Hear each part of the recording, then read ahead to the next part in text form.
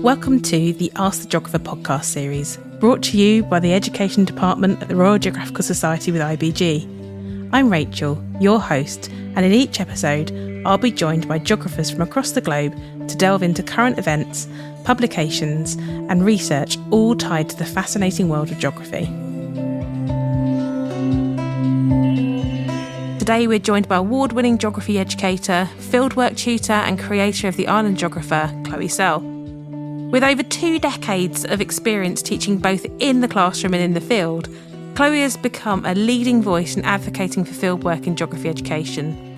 She works with schools across the UK, develops widely used resources, including ones which she's written for the Royal Geographical Society, and chairs the Geographical Association's Fieldwork and Outdoor Learning Special Interest Group. Chloe joins us today to discuss why fieldwork matters, the challenges facing it and outdoor learning, and the skills students gain through fieldwork, which could help them with future career prospects. In light of a recent curriculum assessment review, can you tell us why fieldwork is more important than ever, especially in geography? Well, I mean, I'm going to argue that fieldwork's always been important. Definitely. And the curriculum and assessment review is probably something which has just brought that back into our consciousness again. And I think it's just kind of reiterated that the thing that I've been saying and many others have been saying for years is that fieldwork is such an essential part of our geography education. And it's a really important skill for our young people to develop. But really kind of the importance of fieldwork for me comes down to the fact that, it's that application and contextualisation of geographical theory. It's actually seeing the real world in action and students getting that real feel for the fact that geography is not a dry textbook-based subject. There is actually real, interactivity that can happen, and that happens best through fieldwork. What the curriculum and assessment review kind of really highlighted was the importance of evidence-based learning and for students to really get a grasp of that disciplinary knowledge that means they have to kind of see geography as a tool rather than just a series of facts, that it's something where they can see it playing out in whatever their career is likely to be in the future. And of course, the other thing that the card mentioned as well was that we're entering this phase of the green economy, or however it likes to be phrased, the idea of green skills becoming more and more important. And fieldwork delivers on that every time. The kind of jobs which our young people are going to be engaged in are going to be those which will require them to be handling data, to be understanding the nature of different variables, to be able to see these played out in practice, to understand that there are no simple solutions. And everything about that is what students will learn when they carry out a fieldwork inquiry. So, yes, fieldwork is important as it's always been, but I can just see that our future geographers will be drawing back on the experience that they've had in their fieldwork when they're in interviews, when they're making applications in their future careers. And, there's no better time for us as educators to be singing that song ever louder and saying, this is going to be your future in one way or another. So let's engage with it all together now. Yeah, definitely. And I've been there as an educator myself, but for many schools, cost has been one of the main barriers to provide fieldwork opportunities beyond the kind of compulsory GCSE and A-level work, in which quite a lot of them still have to fight quite hard for.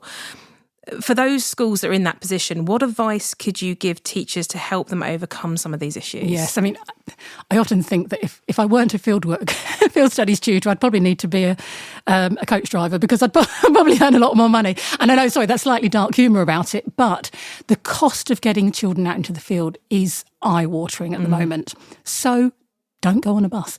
Go local. There's so much stuff which is in your local area. And what I would say to schools is literally go back to basics, get an OS map out, spread the desks out, get it on the floor with your colleagues, get down on all fours and actually have a look at what is in your local area. Get some sticky notes out and actually highlight what is in, let's say, within a 10-minute walk of your school. And you will be surprised when you've actually got the map in front of you. You will be surprised, think, oh yeah, actually there is that little bit of woodland. Yeah, it's not huge, but we could do some work there. Or there is that slope, which could have some interesting dynamics in terms of infiltration and how water is going to move through that space. Then we've got our local high street, which has been through so many changes and so on. And as well as housing estates and things which are often literally on the doorstep of the school. So do rethink what is possible in your local area. And definitely, yes, just kind of exploring the map and talking to your colleagues as well, geography or not, who, will know the local area perhaps better than you. Because I don't know about you, but, when I've worked in schools, I've often lived quite far out from the school. So I might not have really had a kind of a grasp on the real locality. Yeah. So talking to people who perhaps have lived in the area for a while and things like that, and they'll perhaps give you some insights into a little pocket of something which you had no idea existed. And of course, there's always the school grounds as well. And I know that school grounds are often under threat as well by, various building projects which are needed in different areas and new sports halls and all kinds of other things. But keep looking. There's again, little pockets which for 10 minutes worth of time outside the classroom can be absolute kind of gold dust to teachers. So thinking creatively around those things. Then there's kind of real kind of practical stuff around good fieldwork doesn't have to have really expensive equipment. Getting students to design surveys, so all they're doing is taking out a piece of paper. They don't need to measure anything. They don't need to, have kind of a flow meter or something which is going to cost the earth for the department. Actually, good fieldwork is about interpreting the landscape, observing and recording that in some manner. And actually, when you think about it in that frame, you very rarely need a whole lot of equipment in order to do that.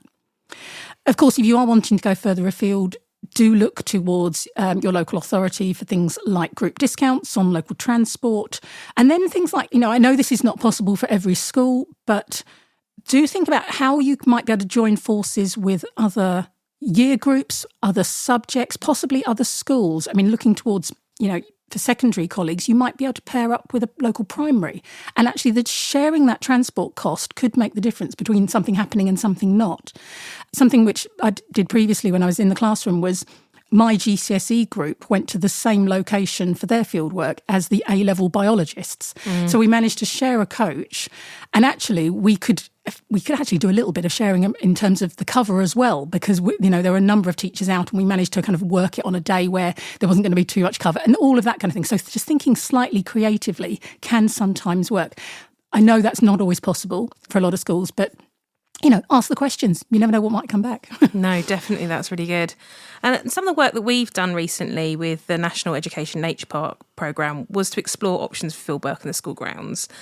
You've mentioned about using the school grounds and you've mentioned some of the challenges behind that. But can you identify some of the opportunities as well as challenges for this type of fieldwork? Yeah. So if you're working close to your school, you are instantly making your fieldwork more inclusive. You are not just making it more inclusive from a cost perspective, but those students perhaps whom find unusual, unfamiliar circumstances more challenging than others will find working locally, working in familiar surroundings, so much more reassuring. They will be able to focus on the academic side of what you're trying to do rather than what they might be internally trying to process by being in an unusual environment. It also, practical things like you've got the toilets on your doorstep and all that kind of thing as well. So it makes that kind of level of inclusivity is also really important. So you're actually allowing students to feel comfortable in that space because they know they're close to the school. Local fieldwork can often mean that you have that little bit of extra wiggle room for things like student agency and allowing students to have a bit more say in the decisions of what happens. If you're taking students to a faraway location that they've never been to before, they arrive at the site often, like rabbits in headlights. They don't know quite what's going on and they're expecting you then to take the lead on everything, which is perfectly natural. If they're in their school grounds, they know the parameters, they know the borders, they know the layout of the land. They kind of have got a lot of that information kind of already banked. So then you can start to experiment a little bit more with students making decisions, choosing equipment, choosing, specific data collection sites, that kind of thing. So you're actually building in greater capacity for students to own their fieldwork, I feel, rather than be led in the field in a different location. The National Education Nature Park, it's just fantastic, isn't it? It really gives that opportunity for students to recognise big data and to kind of feel like their fieldwork is not just something, a box ticking exercise for the purpose of doing, another assessment.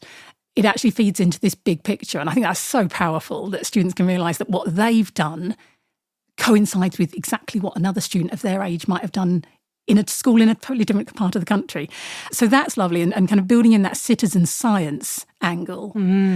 That's so important because, again, coming back to the idea of green careers, for students to recognise that the data that they are looking at in the classroom in the day-to-day, so that the figures that you'll find in a textbook or online, it's a geographer that's gone out and collected that data. They have gone and done some field work. And I think students sometimes think that this data just kind of magically appears from somewhere. And they can't, there's, actually asking the question, who collected this data? How did they do it? Therefore, are there levels of bias, reliability, validity that we need to be considering around this? And thinking about who might have paid for this research. All of that kind of thing is such good critical thinking that comes out from doing that kind of citizen science type activity. I mean, I could really go on this question forever, to be honest. But, I am a huge fan of taking the familiar and introducing the unfamiliar. So students who know their local area, or they think they do, they know their local area, and then you are putting on those geography glasses for them and they can see something new that they hadn't expected. I mean, what a powerful thing to be able to do as a teacher. They think they know it all. Yeah. and then you're saying, actually, there's something contrary to that, or there's something which is contradictory to kind of the way that we might be interpreting this space. So, in my balance of things, the opportunities will always outweigh the challenges. But you did ask about challenges. So definitely. I should always, the way I always think about these things is if you can take your students to unfamiliar and further afield places, take that opportunity. Because the danger is that our students' geographical sphere over time will actually contract into something quite small. And of course, as geographical educators, big part of our job is opening our students' eyes to the wider world in every way that we can possibly. I'm not saying take them to Iceland every year, but I am saying, if you can take them, just slightly over the border of a borough or something like that, so that geographical sphere and that passport that you're giving students to allow them to understand the much wider world is left open to them. And of course, not all schools have a huge variety of environments around them. Yes. I am extremely lucky where I live because within walking distance, pretty much, river, coast, towns, everything that you could possibly want. But I also recognise that, I've worked with schools where their pocket of a city is completely surrounded by a residential area and there's very little green space, for example.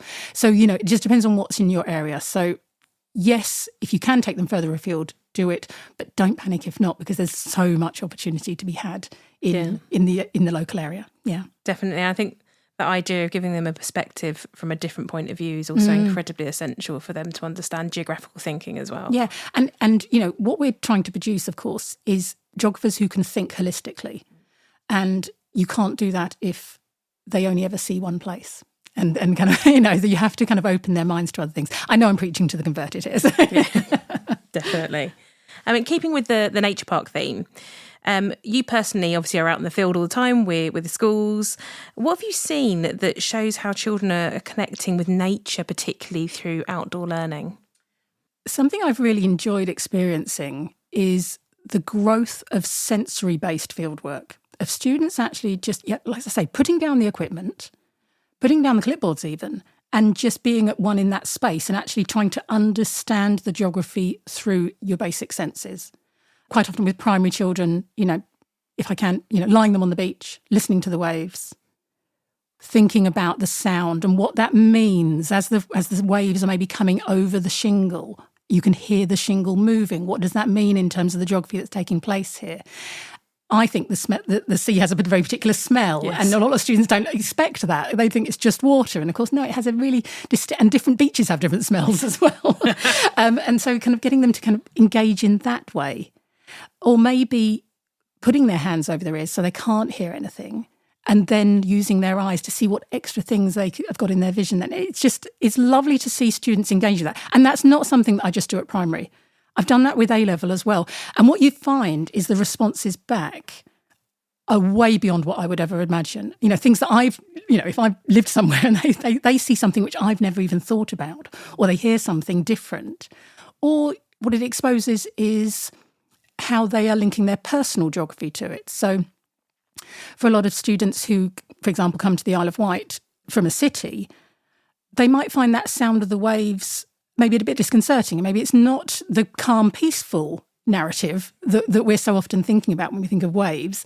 They're thinking, is the water going to come up and get me? That level. So that's interesting as well, that they're just exploring that personal geography, and that opens up conversations and discussions as well. So again, this is field work, and I think it's important to remember that. All right, we're not collecting data, but actually, are we collecting data? We are. We're collecting our thoughts and our feelings, and that connection is a form of data, from my perspective anyway. It's also kind of, another thing I like to do is I always call it soft knowledge and understanding. We have soft skills, and we probably talk about that in a moment, I'm sure. But soft knowledge and understanding for me is just allowing students to see some geography that perhaps isn't part of the agenda. So you might, for example, at A-level, we don't do rivers anymore. We don't do, you might dip into it when we're looking at carbon and water cycles. But, if you're taking students somewhere and there's a waterfall, why would you not go and see it? Do you know what I mean? And actually allowing them that moment to be geographical tourists and to understand that there's this amazing world there. And isn't that lovely to just have that connection to it? Okay, we've seen it. Now we'll go back in the minibus and do what we're meant to be doing. But that's just that lovely connection that you can have with the students to say, I'm a geographer, you're a geographer too. Let's go and see this thing because it's really cool. And that's what a blessing it is, and a privilege to be able to do that with students. It's always nice to see when students do make that connection with nature, their level of environmental stewardship goes up instantly. That ability to kind of start being the advocate for those that don't have a voice, the plants, the trees, the animals, the bird life and so on. And even more impressive is when you see students off their own volition, perhaps off the back of their NEA, actually do follow-up work where they are sharing their findings with a local council member or, somebody who is in a position of authority or someone who is able to make decisions on their behalf. And that's lovely that they are taking that connection with the outdoors and actually saying, right, I'm only part of this puzzle. I want other people to know about this as well. And that was something that surprised me, is how often that actually does happen, that student groups, perhaps there's an eco club type thing in school, and actually the impetus for doing a new project or a new something, they're going to look at in a particular term, a new activity or something like that they will then actually say, well, remember when we did that in our NEA, actually maybe we could link it with that group that we heard about and so on. So it's actually lovely to see that connection as well, taking it beyond the nature connection to an advocacy thing, active geographers. So one thing I've been lucky enough to witness through the National Festival of Fieldwork is that teachers kind of anecdotally report back to me about how it was the start of something, how taking their students out, possibly for the first time ever, that it's opened their eyes to new ideas. It's planted this seed, which they are then going to try and grow further. What a lovely kind of legacy of that event to kind of see that happening in schools now. Definitely. I'm pleased you've mentioned the National Festival of Fieldwork, so that's going to be my next question. Can you tell us a little bit more about that, please? Yes. So the National Festival of Fieldwork takes place every June, although if you are doing some fieldwork in May or July, of course, it will still count towards it. And it's run by the Geographical Association, so I'm very lucky being the chair of the Fieldwork and Outdoor Learning Special Interest Group. I'm a big part of that. As a group, we kind of promote fieldwork all year round, but the festival is a real chance to celebrate this important part of our discipline. It's been running for a number of years, and it's lovely to see year on year the number of students, teachers, schools, colleges, uniform groups, all getting involved. It's just going up and up and up. Part of it is getting your kids outside and doing some field work and then celebrating that with them. We've got certificates available on the GA website to download. Great to put that in the school entranceway, so I'd encourage teachers to do that. But that's not all the festival's about. It's also about teachers sharing good practice. saying, here's what I did, maybe this might work for you. Because I think that's such an important part of it, is that teachers who are just starting out, yes, there are loads of resources on the GA website, but hearing from another teacher who's tried something and had a go, and then can give you feedback on what they've done and what worked and what didn't work, that's brilliant. So I would really encourage teachers to share their stories, to share resources, as well as, talk about the things that they did when they were at school. Because, yes, geography in terms of content has changed, but often fieldwork practice, actually, we're not that far removed sometimes from what we did as kids either. So talk about what happened with you. Talk about the fun stuff as well, who got their wellies full of water and all the rest of it, and just really celebrate this, because if we lose track of fieldwork, there is real danger that it will be lost. So let's celebrate it, because I don't know about you, Rachel, but for me, that's the reason I came into this subject, because I loved being outside with my teacher, because he was really, shout out Pete Bennett, he was brilliant at just opening your eyes to anything and everything that was out there. And I thought, I want to be this guy. I want to be able to go and show kids the amazing stuff that's out there. And I'm so lucky that I get to do that now. So yes, if listeners would like to know more, there's lots of information on the GA website. Fantastic. And changing tack slightly, but you've kind of weaved this in terms of talking about careers, and geographers know that there's several skills developed through fieldwork. For our listeners who are thinking about their futures, what benefits do these skills, both explicit and soft, have in potential careers? Again, it's how long have you got? So for me, fieldwork challenges us to think in multiple dimensions about the real world. Now, that sounds a little bit off kilter, but stick with me with it, because in fieldwork, you are often forced to think about competing variables. The world is incredibly complex when you step outside the classroom. And for students to recognise that there are variables that will be in consensus with each other, there are those that will be in conflict, but then there's the nuance of the details. And for students to have those skills of recognising the complexity of the real world and the increasing complexity as well, that to me is such a valuable skill to be taking into any career, geographical or not. There are no simple answers, because if there were, as I always say to students, we would have already done them. Then with fieldwork, you've also got that multidisciplinary idea of the nature of data handling. I don't know about you, but, I'm sure we're all kind of despairing at the news on occasion, or more regularly than that maybe. And I often just think to myself, if only there'd been a geographer in the room who could have just gone back to evidence and the science side of things, and being able to understand the nature of data, and data science is so important. It's a huge part of fieldwork. And if we're going to make great decisions in the future, again, regardless of our careers, it has to be evidence-based, in my opinion.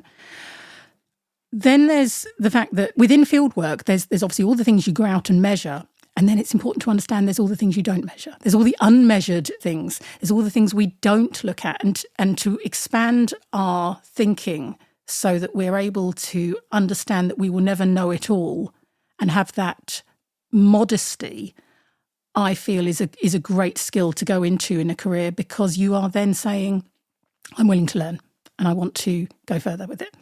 I think whether students are thinking about going into a green economy job or not, the skills that fieldwork brings are so, as I say, multidimensional, multidisciplinary, that actually I can see that, they're valuable across the board. With regards to the soft skills, again, I could talk about kind of time management and leadership and flexibility and so on. But when I think about fieldwork, basically there's one phrase that comes to mind, and that's project management. Yeah. And how many job description do you see where it says project management experience? And to my mind, because a lot of people don't know what that really means. But if you think about what fieldwork is, you're asking a question, you've got a problem, you're finding some evidence, you're analysing it, and you're finding a solution, and you're taking it forward. That is the very definition of what project management is. And I think students don't often recognise that actually just by doing a piece of fieldwork, they have done, particularly A-level now, with the independent side of it, they're doing a fantastic piece of project management.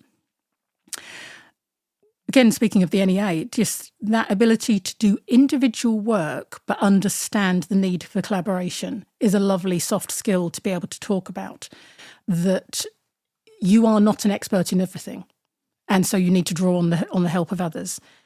And kind of finally, the thing that has kind of stood me in good stead throughout my career has been, in fieldwork, you need a flexible approach and a good sense of humour, without doubt, because I don't think I can honestly say I've ever done a piece of fieldwork where it's 100% gone to plan. And I'd probably hang up my boots at that point, because, my gosh, that would be pretty boring if fieldwork got to be that. Yeah. Things don't go to plan. There's lots of curveballs that will be thrown your way. And, to be able to roll with it, but to keep on track is such a valuable skill to have. And I love it when students just kind of shrug their shoulders and go, oh, right, looks like I'm asking a different question in my fieldwork today. And then you think, yes, that's how it works sometimes. Yeah. Absolutely. I think that's also another one for the teachers to recognise, is that it's absolutely okay to be out in the field and think, oh, slightly wrong, and it's all okay. Yeah, to pick up on something that you said in the introduction, which was incredibly generous, thank you. But, talking about being I hate the word fieldwork expert. I really hate that. I've just made all the mistakes already. I've just gone out, and because I do so much fieldwork, I've already messed up a number of times. So it looks like I know what I'm doing. Trust me, it's all face. I completely and utterly agree with that one. I've been there myself. Chloe, thank you again for joining us today. It's been great to hear about the opportunities fieldwork and outdoor learning has for education. For us, geography fieldwork is not just an add-on. It's a vital way for learners to develop inquiry skills, connect theory to lived experience, and better understand the complex relationships between people and place. It also develops skills which are incredibly useful for future careers, a lot of which you've mentioned throughout our podcast. And we hope that this podcast has given you inspiration to build fieldwork opportunities within your own learning environments. Thank you for joining us. Thanks for having me. Thank you for tuning in. If you enjoyed this podcast, don't forget to subscribe to the Ask the Geographer podcast series on soundcloud.com or your preferred streaming platform. Dive deeper into the world of geography and stay informed with our wide range of resources, many of which are available for free. School membership grants access to even more resources, including online lectures and supporting materials for both teachers and learners. Explore our resources and discover our additional offers for education at www.rgs.org/schools.